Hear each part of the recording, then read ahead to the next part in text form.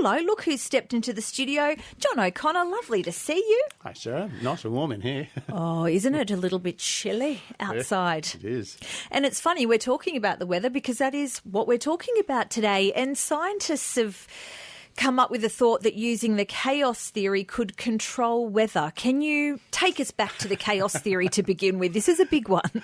Chaos theory basically says that in a chaotic system, it's really impossible to predict what's going to happen in the future. And small changes somewhere or small uncertainty somewhere can have huge impacts elsewhere. And the classic description of this is that the flap of a butterfly's wings in Brazil could set off a tornado in Texas. And that's characteristic of a chaotic system, that small perturbations somewhere can grow into something much bigger elsewhere in the system. So this is just a theory at the moment with weather? With weather, yes. Well, they're working, a group at Riken Research Centre in Japan, the Centre for Computational Science. They're a very advanced group, well recognised group in the world, and they've thought that, well, if you can actually have this effect by something very small, can you use it to your advantage? Now, they haven't yet got to the point of trying to control the weather. They're getting to the early stages of working out how you can control a chaotic system.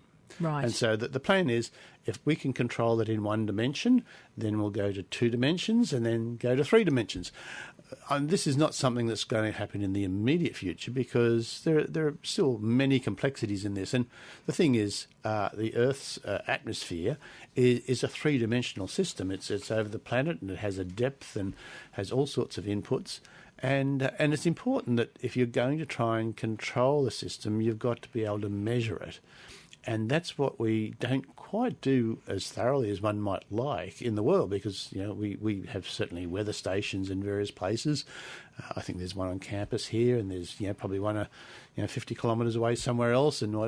But if you really want to understand the whole system and tinker with it, you're going to have to make sure you know what it is right now.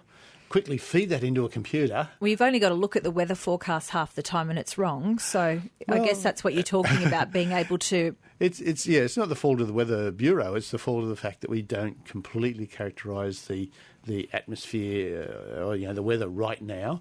There are large parts of the state where there are no weather stations, and so whatever's happening there is an unknown, and so they've got to make guesses, and then from those guesses they have to project the weather forward. And we've got a butterfly effect there, because if their guess is a little bit wrong here, it could have a big impact there. So, John, what would be the aim? Is the ultimate aim looking at climate change and controlling that, or is it just day-to-day? Got a big event on, let's keep it... I mean, Paul McCartney did that, of course, in St. Petersburg. He dumped dry ice. He dumped... Yeah, in fact, there have been attempts in the past to change the weather. There's that. Australia used to have a cloud seeding program. Moscow, before their big celebration about a decade back, they did a lot of cloud seeding to make sure it didn't rain on their parade. Yeah. China did the same thing. And that does work? To an extent. I'm not going to commit myself. But the thing is, this won't help us with climate change, because climate's too big. It's the whole system. Yeah. But the idea would be to say, look, we're going to ensure that it only rains in Canberra on a Wednesday, for instance. Yeah. Yes. And so let's say we could optimise the system so that with this particular thing, they're working backwards. They're saying, okay, no rain. It will rain in Canberra on Wednesday. What do we have to do and where? So it's the theory reversed. That's right. They've got to go backwards with chaos theory. Now, the thing is, it probably means that in Sydney you've got to let off some flares or something. I don't know. But anyway, on Monday afternoon.